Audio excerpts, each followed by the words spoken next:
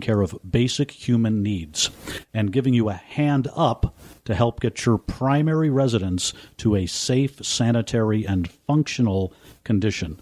Basic human needs, not building it back exactly the way it was. So emergency funding to put you in a safe living environment as quickly as possible is the intention of the program. So that would be the grant money that would take care of you in that short-term emergency situation. I'm put out of my house. I need a place to go, or I need funding for a place to go for a short amount of time. And now everything is settled and it's time to move back into my home, but I need some major repairs and either my insurance is inadequate or otherwise. So the insurance, your primary homeowner's insurance, is your first line of defense. But in the event that that's inadequate, then we can turn to the SBA and get some assistance there that will enable us to rebuild. So FEMA's grant money, short-term emergency, SBA money, more of the long-term get your life back in order.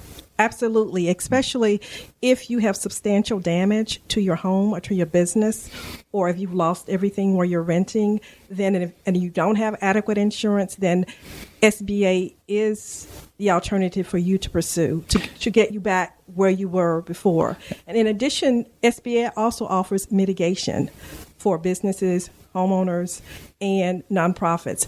And mitigation allows you to protect your property in the event that you're flooded again, or if you can't protect it from a disaster, it'll help you do it the best that you can. You know, in some cases, you just can't escape a disaster, but it'll put you back up to a level where mitigation it'll lessen the damage. I think one thing that we need to bring up right now is a lot of people think FEMA is waiting right outside your door. So the second the hurricane is passed or the fires or whatever, they're going to be there to hand you money.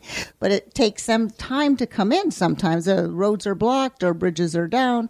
So we always say you want to make sure you have your own plan, which we were discussing before. A lot of people don't realize that ready.gov will tell you some of the things you need. You need to think in terms of what can I do for myself until help arrives. And sometimes help is your local Red Cross or something first, and then FEMA will have time to get in there, because sometimes it might take a day or so before you're in the locations, because you don't necessarily have offices nearby, right? You bring in temporary offices to assist. So FEMA does have 10 regional offices all around the country, and they're constantly at the ready to help coordinate in support of all the states to respond to a major event, right, whether it be an earthquake, tornado, hurricane, other event, what have you.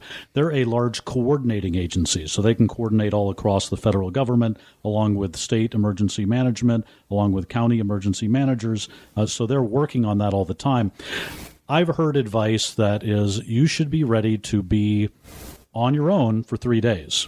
That may sound like a lot, and those of us who live in smaller living spaces, we don't have a giant house to store a week's worth of food and water for all of the people who live in our household.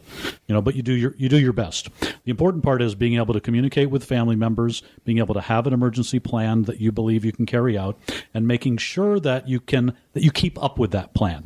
Just like you would check your personal finances all the time, you're going to check your insurance coverage, at least on a somewhat regular basis. You're going to change the batteries in your smoke detector a couple of times a year, if you remember to do that. These things should be a part of your normal process of keeping your family safe, and that's a priority for all of us. So visiting ready.gov will give you a handy checklist to run through. But I heard this story in Joplin after the tornado hit Joplin, Missouri back in 2011, and you had these separated families, and cell phone towers were largely down, but text messages were getting through. Mm-hmm. So those of you who don't like texting and you think young people are texting too much, well, at least get to know texting a little bit so that you can things like that. We're all going to post on Facebook that we're all okay. Well, what if we don't have internet access where we are? Well, we'll all call grandma because she lives 2 states over or 2 counties over or what have you. And so if you think about those simple things, just not being considered missing and knowing how to get in touch with your other family members is really reassuring to people. And then you move on to, well, how are we going to get food? How are we going to get water? FEMA can stage, and we did, in anticipation of Hurricane Matthew, a lot of food and water at military facilities nearby. So if the states requested those supplies, they could be brought in. Meals, water, cots, blankets, things like that. Luckily, in Florida, it was not a direct hit, so a lot of the stores were able to reopen very quickly.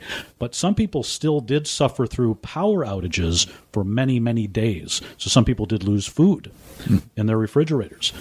So you want to be prepared for that. What if you did lose your food? What kind of emergency funds do you have? Money can be tight, right. But it should be part of your emergency plan of if the food does go bad in my refrigerator, what can I do to get through the next week as best you can. Here on this show, we do like to discuss things to, our basis is knowledge and education and preparation.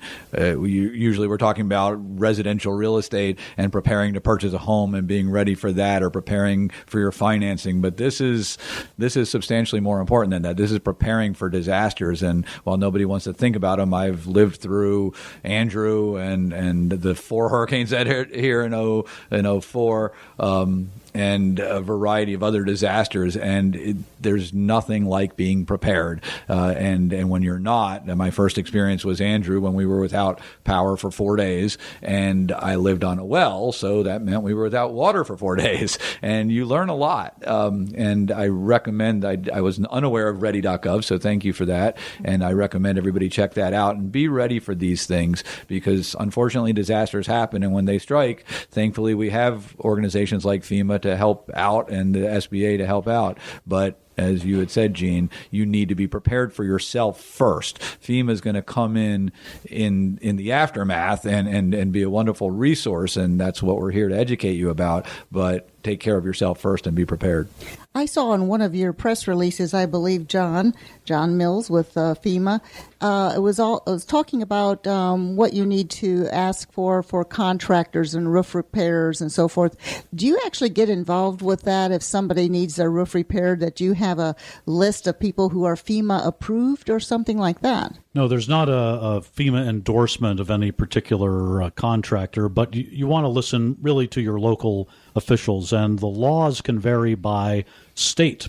I saw a sign in Daytona Beach right after the storm when I was going to view some of the damage there, and it said, if you're an unlicensed contractor, you are breaking the law operating here. State law. Mm-hmm. So you want to, wherever you live, check with your local state. And there are a lot of times will be recommendations. And another good place to go, just off the top of my head, is the Better Business Bureau. Right. So you can check out companies, but you want to, there's some tips like don't pay all the cash in advance. Mm-hmm. Right. Maybe you want to use somebody who's in town, but know that in a big storm, you'll have people coming from around the country saying, hey, I'll get your roof repaired, cheapest deal in town. Right. He might just take the money and leave town.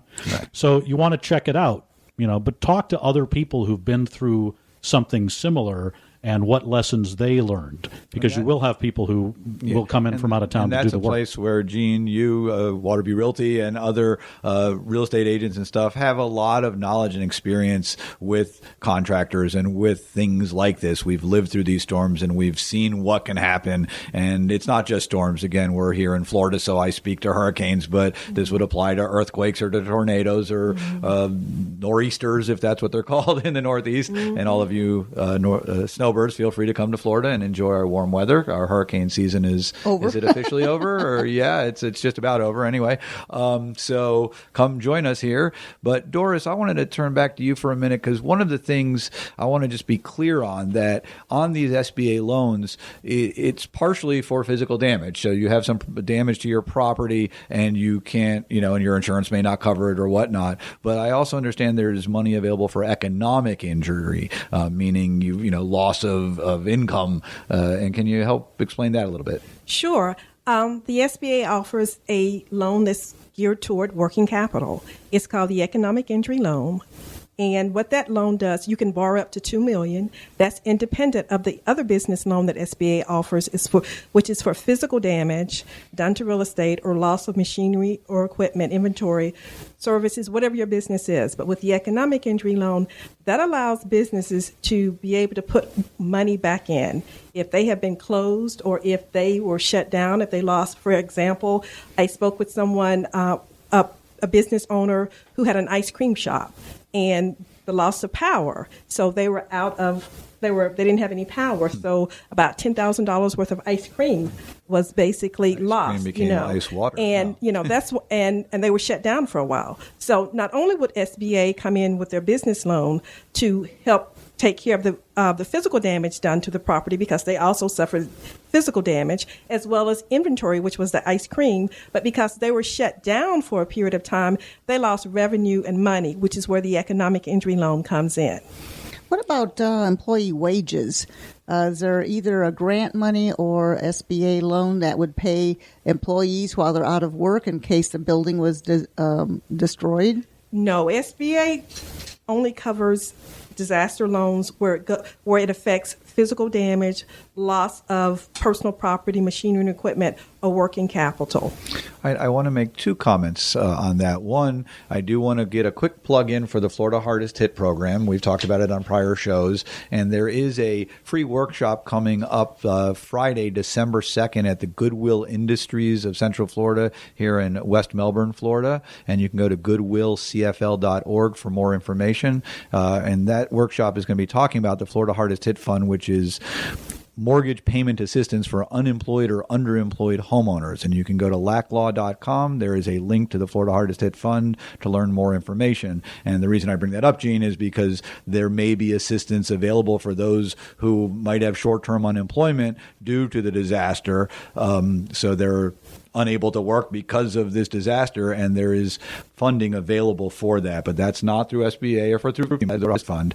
But I want to come back to the economic injury, because when we were talking off air, Doris, you had made a comment that I thought was very interesting. It's not merely injury that I've occurred, so the ice cream melted and I've lost some income, but you also said that it could affect if one of my suppliers was affected by a storm. So I'm fine and I wasn't directly affected, but a supplier of my inventory has been affected. I may be able to obtain assistance. Is that correct? Absolutely. It could be the county that was next to the county that was hit, but there was no damage done in that county, but that county may have been providing services for businesses that were shut down, and because they were not able to send their goods to the next state, then they would be eligible for the economic injury loan. Not only the county next by, it could be in another state where if you actually, if you have a state, let's say New York, and basically in New York, you're shipping a lot of your things down to this area,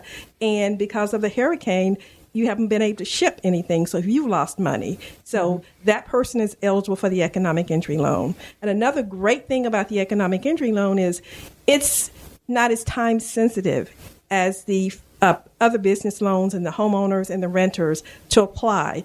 And the reason for that is it's not always apparent when a business has suffered economic loss, whether right there physically in the disaster or a company that may be in the next county or the next state, doing business. So the economic injury loans give you that opportunity for the businesses to be able to assess what they need. Great. Thank you. I didn't mean to cut you off, but we are getting close on time, and I want to make sure people know how to find this information. So where would they go for the SBA information if they're looking? Oh, okay. We have a 1-800 number. It's 1-800-659-2955. That is SBA's customer service number. Our hours are from 8 to 8:30 in the evening, so we have great customer service representatives. Also, the website. We have the website is www.sbadisaster.gov. Okay. And John Mills with the FEMA, would you give us your information as well? Sure. So you can download the FEMA app at any of the app stores, okay? It's got all the information that's on ready.gov. Hundreds of thousands of people have downloaded the FEMA app already in 2016. So consider doing that. You can go to ready.gov as well. That also has preparedness information, and you can read about FEMA at FEMA.gov. That is great, and we'll post this on our website as well at yourhometownsolutions.com. Thank you so much for joining us today. That's John Mills with FEMA and Doris Evans with the SBA. And again, ready yourself for any kind of disaster coming up. You can get all that information at ready.gov. And we thank you for joining us today, learning all about how to protect yourself during and after a disaster.